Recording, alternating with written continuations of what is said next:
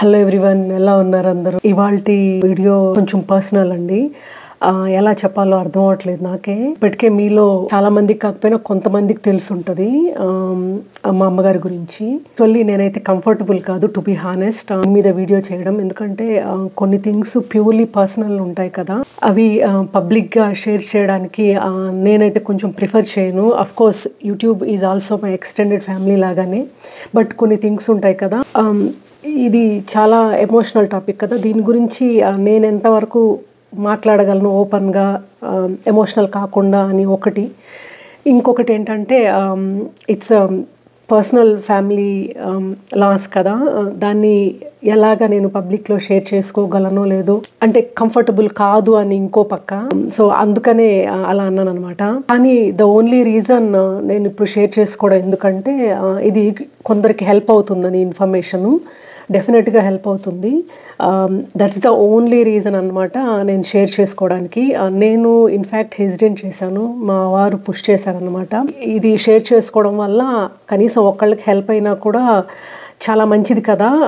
So అందుకనే నా ఏదైతే జోన్ ఉందో ఆ జోన్ దాటి వచ్చి చేస్తున్నాను ఈ వీడియో అయితే. సో మా అమ్మగారు అలా అవడానికి తన మెడికల్ కండిషన్ వచ్చి జీబీఎస్ అండి. అంటే జీబీఎస్ వల్ల ఆవిడ లేరు ఇప్పుడు. సో జీబీఎస్ అంటే గిలియన్ బరే సిండ్రోమ్ అని, అదొక auto immune condition.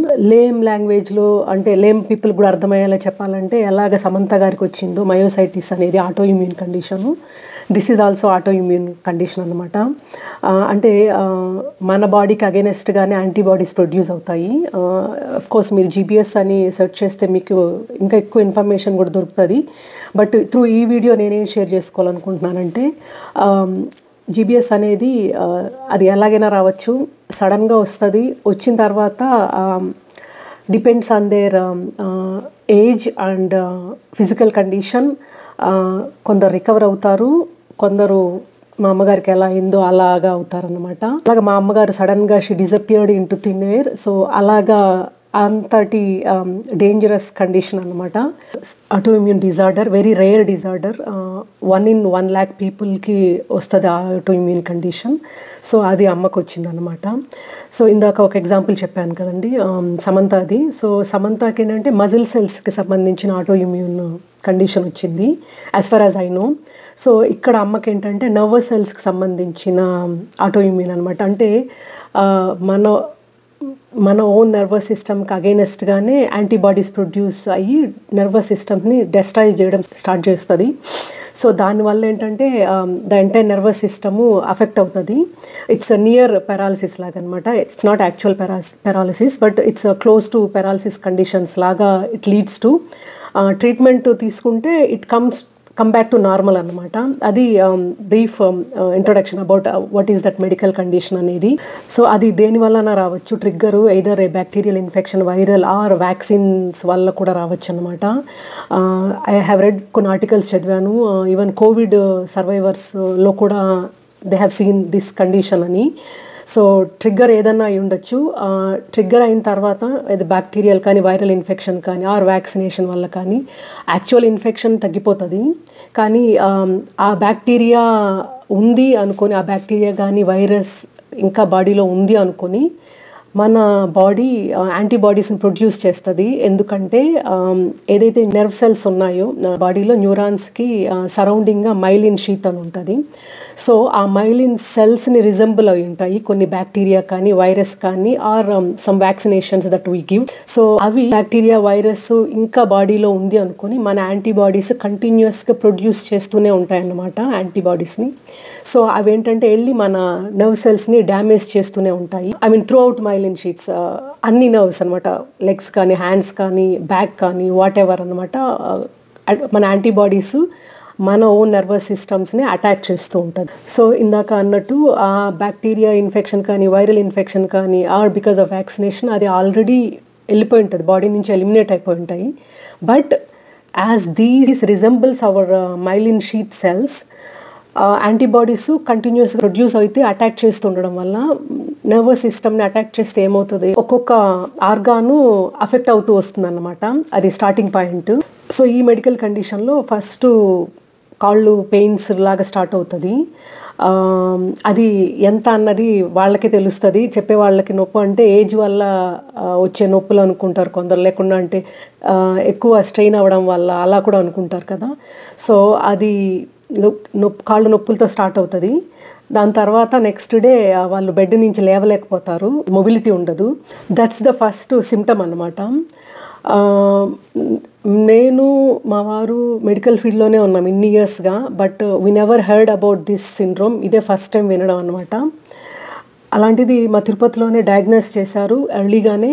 As soon as diagnose చేసిన వెంటనే మేము చెన్నైలో అయితే బెటర్ ట్రీట్మెంట్ ఆప్షన్స్ ఉంటాయని చెన్నైకి తీసుకెళ్ళామన్నమాట.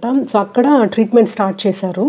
సో ఈ జీబీఎస్ కండిషన్లో ఏంటంటే ఎంత ఎర్లీగా ట్రీట్మెంట్ స్టార్ట్ చేస్తే అంత బాగా అయ్యే ఛాన్సెస్ ఉంటాయి. అదే ఎంగేజ్ అయితే ఇంకా ఎర్లీగా ఉంటుంది, ఫాస్ట్గా ఉంటుంది ప్రోగ్నోసిస్ అనేది. కాజేటివ్ ఏజెంట్ చెప్పాను కదండి. సో ఈ సిండ్రోమ్లో సిమ్టమ్స్ చెప్పాను కదా. ఇంకా ట్రీట్మెంట్ అన్నది ఎలా ఉంటుంది అంటే యాంటీబాడీస్ని స్టాప్ చేయాలన్నమాట. మన ఓన్ యాంటీబాడీస్ని స్టాప్ చేయాలి to prevent our own antibodies attacking our own nerve cells. మనము యాంటీబాడీస్ని బ్లాక్ చేయాలంటే we have to inject immunoglobulins into our body. So that's one of the treatment అనమాట. ఈ జీబీఎస్ కండిషన్కి ఓన్లీ 2 ట్రీట్మెంట్స్ ఉన్నాయి. There is no cure for this condition. 2 ట్రీట్మెంట్సే ఉన్నాయి. ఒకటి వచ్చి IVIG యాంటీబాడీస్ అని, అంటే ఇమ్యునోగ్లోబులిన్స్. నెక్స్ట్ వచ్చి ప్లాస్మా ఎక్స్చేంజ్ అనమాట. ఎవరన్నా ఫస్ట్ IVIGతో స్టార్ట్ చేస్తారు. సో ఫస్ట్ అదేంటంటే మన యాంటీబాడీస్ని బ్లాక్ చేస్తుంది in order to stop attacking our own nervous system. So అలా బ్లాక్ చేయడానికి 5 ఇంజెక్షన్స్ ఇస్తారు first. Usually most of the cases ఏంటంటే 5 ఇంజెక్షన్స్తోనే రికవర్ స్టార్ట్ అవుతుంది అనమాట. అఫ్కోర్స్ కంప్లీట్గా రికవడానికి చాలా టైం పడుతుంది. It's a very slow prognosis ఉంటుంది. కాకపోతే మనకి విజిబుల్గా డెవలప్మెంట్ కనిపిస్తుంది అనమాట ఆఫ్టర్ 5 ఇంజెక్షన్స్. అది యంగ్స్టర్స్కి అయితే ఈ 5 ఇంజెక్షన్స్తోనే విజిబుల్గా డెవలప్మెంట్ కనిపించి తర్వాత స్లోగా రికవర్ అయిపోతారు యాజ్ పర్ లిటరేచర్, చాలా కేసులను బట్టి కూడా. కాకపోతే కొంచెం ఓల్డ్ పీపుల్ అనుకోండి, వాళ్ళకి కొంచెం కష్టంగా ఉంటుందన్నమాట రికవర్ అవ్వడము. ఆ మదర్కి ఏంటంటే 10 ఇంజెక్షన్స్ ఇవ్వాల్సి వచ్చింది. ఈ ఇంజెక్షన్స్ చాలా కాస్ట్లీగా ఉంటాయి. నేను ఇందాక అన్నట్టు 5 ఇంజెక్షన్స్తోనే most of the people recover అయిపోతారు యంగ్స్టర్స్. ఈ సిండ్రోమ్లో మెయిన్ థింగ్ ఏంటంటే మన యాంటీబాడీస్ అటాక్ చేస్తూ వస్తాయని చెప్పాను కదా మన ఓన్ నర్వస్ సిస్టమ్స్ని. అది ఎప్పుడు కింద నుంచి పైకి వస్తుంది అనమాట, లెగ్స్ నుంచి అలాగా పైకి వస్తుంది. సో ఓన్లీ కేర్ మనం ఏం తీసుకోవాలి అంటే it should not attack our respiratory system అనమాట. మన లంగ్స్ని అటాక్ చేసిందంటే అది ఇంకా కష్టం కదా, they cannot breathe. Or same with the heart also. So అక్కడితో ఎండ్ అయిపోతుంది. సో అందుకనే ఏం చేస్తారంటే వెంటిలేటర్ ప్రొవైడ్ చేస్తారనమాట.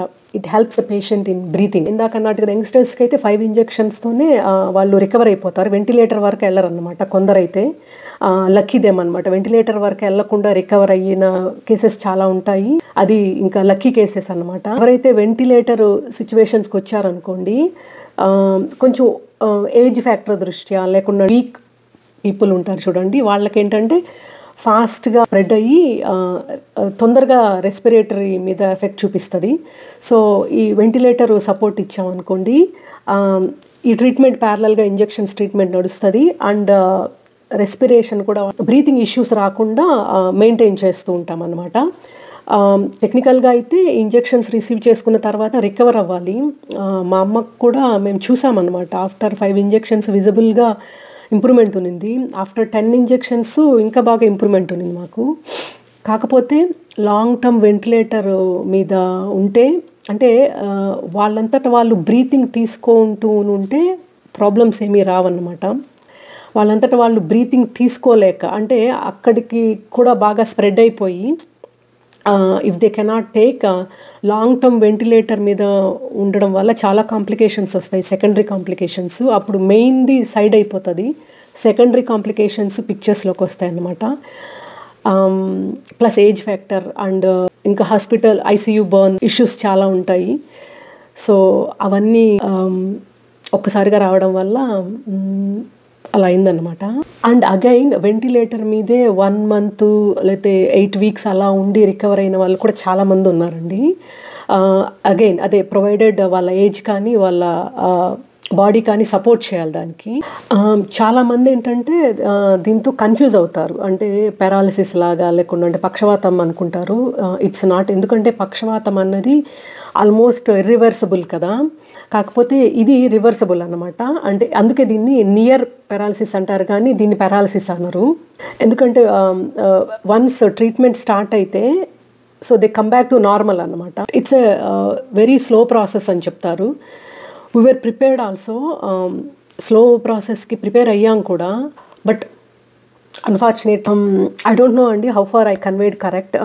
Maybe will try to do again another video ఈ మెడికల్ జీబీఎస్ మీదే. I have gone through many articles కానీ వీడియోస్ కానీ. మేము మెడికల్ ఫీల్డ్లో ఉండి మాకే తెలియదు, ఎప్పుడు వినలేదు, ఇదే ఫస్ట్ టైం వినడం. ఇందాక నేను అన్నట్టు లక్షల్లో 1 మందికి వస్తుంది ఈ medical condition. Very very very rare disorder అనమాట. అది అమ్మకు వచ్చింది. Very very unfortunate. అప్పుడు సమంత గారి విషయంలో మయోసైటిస్ తను ఎలాగా ఫైట్ చేసింది, రికవర్ అయ్యింది, అప్పుడు చూసినప్పుడు మెడికల్ ఫీల్డ్లో ఉండడం వల్ల ఒక ఐడియా ఉంది. బట్ మేము ఈ ప్రాసెస్ గో త్రూ అయినాక now I know how much serious ఆవిడ కూడా గో త్రూ అయి ఉంటుంది అని. Auto immune disorders are not easy అండి. వెరీ వెరీ వెరీ టఫ్ అన్నమాట అవి. ఎందుకంటే ఇమాజిన్ మన బాడీని బ్యాక్టీరియాస్ వైరస్ నుంచి ప్రొటెక్ట్ చేసేది యాంటీబాడీసే. అలాంటి యాంటీబాడీసే మన ఓన్ బాడీకి అగైనెస్ట్గా మన బాడీని మన సెల్స్ని అటాక్ చేస్తే కష్టం కదా. సో ఈ జీబీఎస్ కేసులో అయితే నర్వ్ సెల్స్ని అటాక్ చేస్తుంది, మయోసైటిస్ అయితే మజిల్ సెల్స్ని అటాక్ చేస్తుంది. అలాగే ఇంకా ఎన్ని కండిషన్స్ ఉన్నాయో మనకు తెలిసిన ఎగ్జాంపుల్స్ ఇవి. ఇంకా అలాగా మన బాడీకి అగైనెస్ట్గానే యాంటీబాడీస్ ప్రొడ్యూస్ చేస్తేనే దాన్నే ఆటో ఇమ్యూన్ కండిషన్స్ అంటాము. అదేదో అంటారు కంచే చేను మేస్తే అంటారు చూడండి, అలాగా మన యాంటీబాడీస్ నుంచి మనకే రక్షణ ఉండదు అంటే that's called auto immune condition. So అలాంటప్పుడు ఈ యాంటీబాడీస్ని బ్లాక్ చేయడానికి ఇమ్యునోగ్లోబులిన్స్ ట్రీట్మెంట్ ఇస్తారు. సో అలాగా యాంటీబాడీస్ని బ్లాక్ చేయడం వల్ల మన బాడీ లోపల సమ్ థౌజండ్స్ ఆఫ్ బ్యాక్టీరియాస్ ఉంటాయి, ఆపర్చునిస్టిక్ బ్యాక్టీరియాస్ ఉంటాయి. సో ఎప్పుడైతే ఈ యాంటీబాడీస్ని మనం బ్లాక్ చేస్తామో యాంటీబాడీస్ని, సో వాటికి ఛాన్స్ వచ్చి వాటి నెంబర్ పెరిగిపోతుంది. సో దానివల్ల అదర్ కాంప్లికేషన్స్ చాలా వస్తాయి, బ్లడ్ ఇన్ఫెక్షన్స్ అని, సెప్సిస్ అని. అందుకే ఆటో ఇమ్యూన్ డిసీజెస్ అన్నవి very very very serious conditions. లాక్కోలేక పీక్కోలేక అంటాం చూడండి, అలాగా ఉంటుంది అన్నమాట. కొన్ని ఎంటిరోబ్యాక్టీరియా ఎంటిరోసిస్ ఉన్నాయి. And some of the vaccines వల్ల కూడా ట్రిగ్గర్ అవుతుంది ఈ కండిషన్ అని నేను చూశాను. ఈవెన్ యుఎస్లో కొన్ని కేసెస్ ఉన్నాయి. Teens affected with this GBs syndrome అన్నమాట. ఆఫ్టర్ రిసీవింగ్ కోవిడ్ వ్యాక్సిన్ తర్వాత ఈ జీబీఎస్ సిండ్రోము అఫెక్ట్ అయ్యి 1 month అలాగా వెంటిలేటర్ మీద ఉండి తర్వాత రికవర్ అయ్యారంట. సో ఇలాంటి కేసెస్ కూడా చాలా ఉన్నాయి. అందుకే life is very unpredictable. We never expected that she will disappear suddenly into thin air. అసలు ఎక్స్పెక్ట్ చేయలేదు మేము.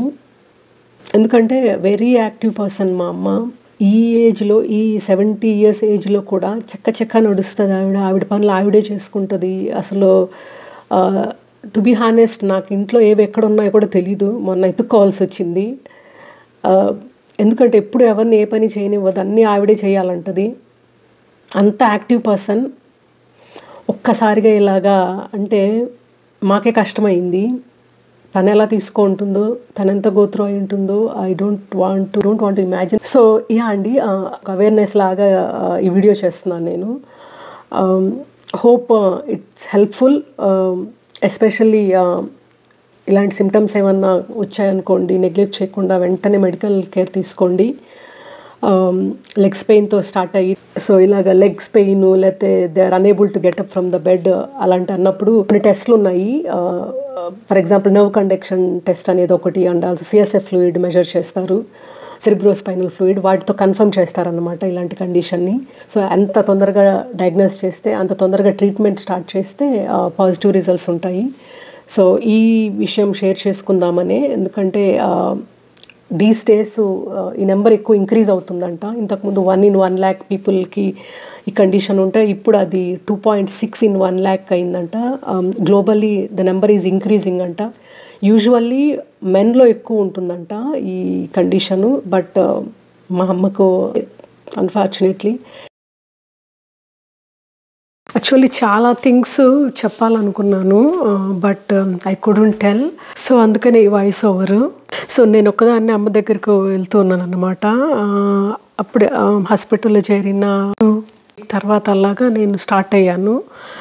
అక్కడ నేను ఉంటే కేర్ టేకింగ్కి ఈజీగా ఉంటుంది, బాగుంటుందని అమ్మతో. సో అప్పుడు వీళ్ళకు కావాల్సిన కూరలన్నీ కొన్ని చేసి పెట్టేసి, అఫ్ కోర్స్ మా ఆయన బాగా చేస్తాడు, but still I want to cook something so that కొంచెం అన్న తనకి ఈజీ అవుతుంది అని. యాజ్ సూన్ యాజ్ అమ్మని అడ్మిట్ చేయగానే మా పెద్దన్న బయలుదేరిపోయాడు తనతో స్టే చేయడానికి. ఎందుకంటే రీసెంట్గా నేను మా చిన్నన్న సమ్మర్లో వెళ్ళొచ్చాము, స్పెండ్ చేసి వచ్చాము మేము చెరొక 1 month. మా పెద్దన్న కొంతకాలం అయింది వెళ్ళి. సో ఆయన ఫస్ట్ చూడంగానే షీ ఫీల్స్ హ్యాపీ కదా, తర్వాత మేము బయలుదేరేటట్టు. ఈ లోపల ఆమెకు ట్రీట్మెంట్ స్టార్ట్ అయ్యి ఇంప్రూవ్మెంట్ కనిపించడం మొదలైంది. సో ఇంకా నేను వెళ్ళిన తర్వాత మ్యాక్సిమం అంటే ఇంకా 1 week స్టే చేస్తుంది హాస్పిటల్లో. తర్వాత డిశ్చార్జ్ అయ్యి ఇంటికి వెళ్ళిన తర్వాత నేను ఉంటాను కదా, కొంచెం కేర్ తీసుకొని కొంచెం ఆమెకు సెట్ అయిన తర్వాత మళ్ళీ నేను వచ్చేసి తర్వాత చిన్నన్న వచ్చేటట్టు అలాగా అనుకున్నాం మేము. అందుకే చూసారంటే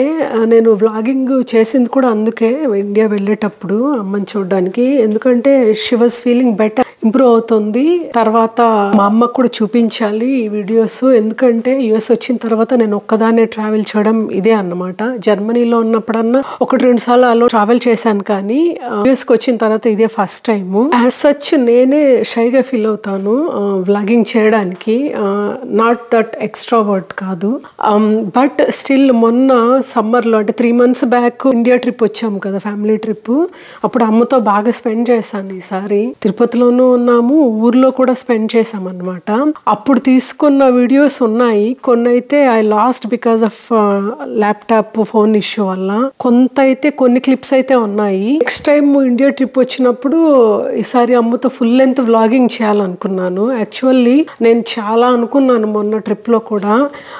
అమ్మతో షాపింగ్కి వెళ్ళిన వీడియో పోస్ట్ చేస్తున్నా ఛానల్లో, అది కొంచెమే తీసుకున్నాను ఆ క్లిప్స్ కూడా. కానీ నేను అమ్మ కోసం షాపింగ్ చేసినవి అంటే ఎవ్రీ టైము అమ్మకి ఆంటీకి అంటే అత్తయ్యకి ఇద్దరికి శారీస్ కొంటాను అనమాట. దట్టు హ్యాండ్లూమే, వెంకటగిరి శారీస్ కానీ గద్వాల అలాంటివి. ఇప్పుడు వ్లాగింగ్ చేసిన క్లిప్స్ కూడా పోయాయి. ఐ మీన్ ఇప్పుడు తలుచుకుంటే బాగా అనిపిస్తుంది. సాడెస్ట్ పార్ట్ ఏంటంటే నేను ఈ రీసెంట్ ట్రిప్లో తీసిచ్చిన వెంకటగిరి శారీ ఇంకా అమ్మ కట్టుకొని కూడా లేదు. ఇలా చెప్పుకుంటూ వెళ్తే చాలా చాలా ఉన్నాయన్నమాట. ఇంట్లో అడుగు పెట్టంగానే అసలు చాలా నవ్వుతూ ఎదురొస్తుంది, పలకరించడం కానీ. మనుషులు అంటే చాలా అల్లాడుతుంది మా అమ్మ, మేమే అనే కాదు ఎవరినైనా కూడా. అలాంటిది ఇల్లు మొత్తం బోసిపోయింది. మమ్మల్ని తిట్టేది కాదు, ఇంకా కొట్టేది అయితే ఫర్గెట్. అసలు పిల్లల్ని తిట్టకుండా కొట్టకుండా పెంచరంటారు కదా, కానీ మమ్మల్ని పెంచింది ఆమె. చాలా ఓపిక ఆమెకి. వీ హార్డ్లీ రిమెంబర్ అన్నమాట మమ్మల్ని తిట్టిన సందర్భాలు. ఇంకొకటి ఏంటంటే ఆవిడ కంప్లీట్ సైలెన్స్ లో ఉంది 40 years గా. అమ్మకి వినిపించదు. Around 40 years back some surgical mistake వల్ల షీ లాస్ట్ హెర్ హియరింగ్. అయినా అంతా ఓపికగా ఉండేది. దైవభక్తి ఎక్కువ, పిల్లలంటే పిచ్చి ప్రేమ అండ్ మొండి ధైర్యం. చాలా మంది అంటారు ఆమె చాలా జీవితం చూసింది, సంతోషంగా ముత్తైదువుగా కార్తీక మాసంలో వెళ్ళిపోయింది, పండు వయసులో వెళ్ళింది అని. కాకపోతే ఎలాగా అమ్మలకి పిల్లలు ఎప్పటికీ చిన్నపిల్లల్లాగే కనిపిస్తామో అలాగే పిల్లలకు కూడా అంతే కదా. అమ్మ వాళ్ళు ఎప్పుడు యంగ్గానే ఉంటారు, అలాగే రిజిస్టర్ అయిపోతారు ఎప్పటికీ. మా అమ్మ ఆత్మకి శాంతి చేకూర్చాలని ఆ దేవుణ్ణి ప్రార్థిస్తూ. సో ఐ డోంట్ నో నేను ఎలా కన్వే చేశానో అయితే నాకైతే తెలియట్లేదు. So yeah, I hope this information helps. Thank you. Bye.